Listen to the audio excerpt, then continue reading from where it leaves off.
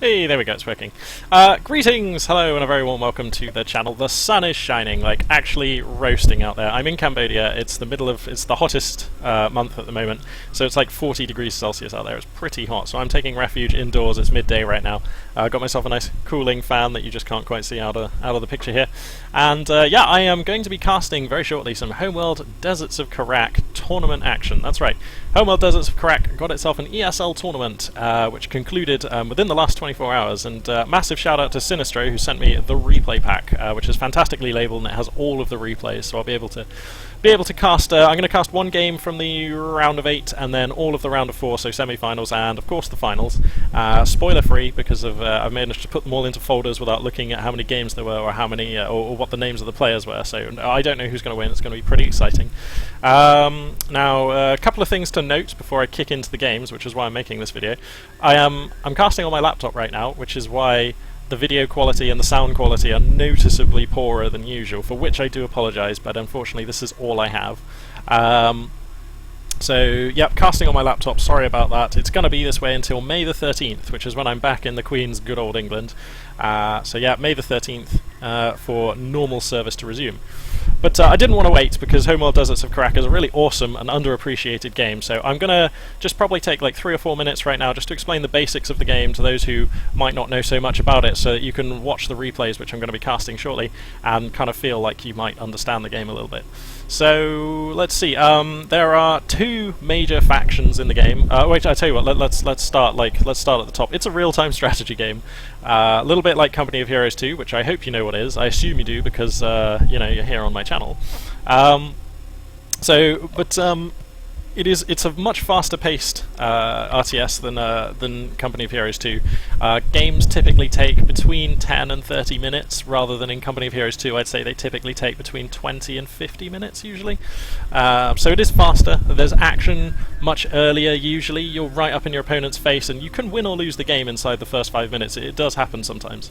So it is definitely faster paced. There are only 2 factions in the game. There's the Coalition, who have they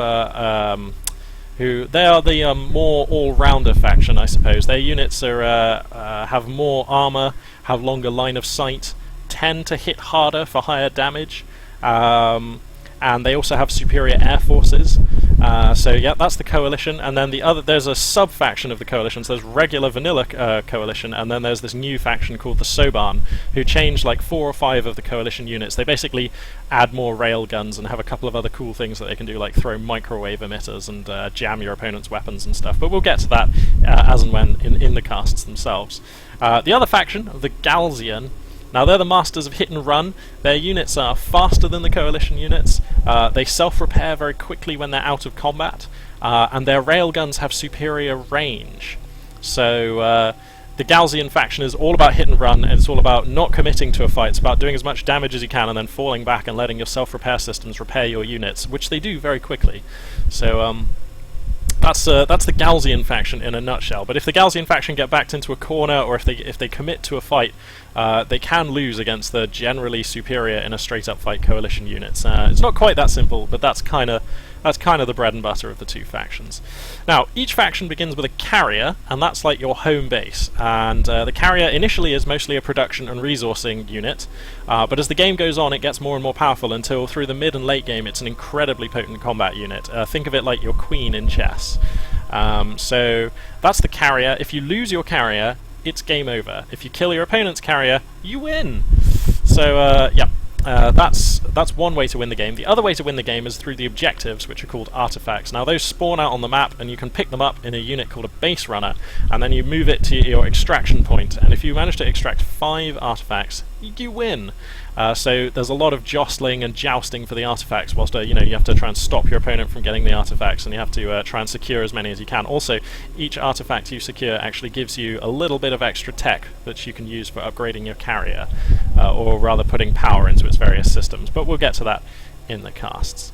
So yeah, I believe that pretty much concludes everything I would say that you kind of need to know before watching Homeworld Deserts of Kharak. So I'm going to lay into the casts right now, which is I'm really looking forward to. This is a sweet game. It's such a tight, well-balanced, just fast-paced, awesome RTS. It's going to be a pleasure to cast. So I'm gonna jump on in there. Really hope you enjoy the games, and let me know your thoughts on the game and on the casts and that kind of thing. This is, of course, pretty much only the second time I've ever cast Homeworld Deserts of Kharak, so we'll see how it goes. Yeah, thank you very much for watching, and I hope you'll enjoy the Deserts of Kharak action.